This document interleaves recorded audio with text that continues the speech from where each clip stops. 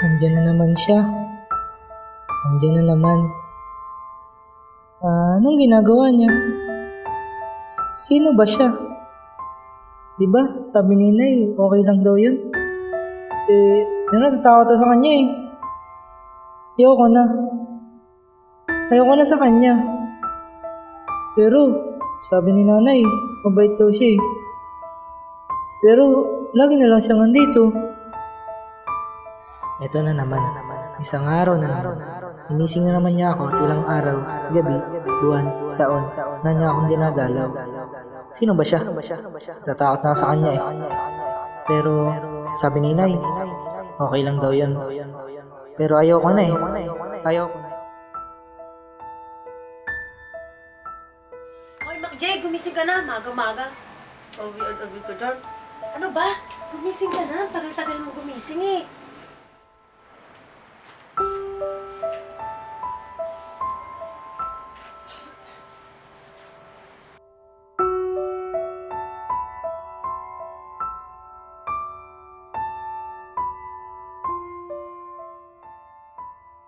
Liligo ba ako? Ang lamig, tulad ng nararamdaman ko. Malamig, nakakapasok. Hindi dahil sa nanonood sa balat ko na siyang sumasalungat sa temperatura ng katawan ko, kundi sa puwang na pumapaloob sa puso't utak ko.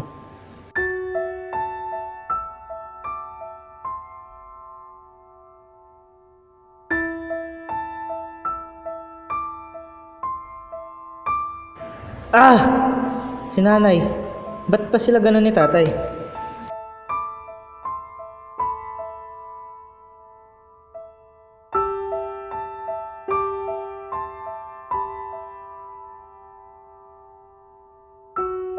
Teka, bakit ganun sila?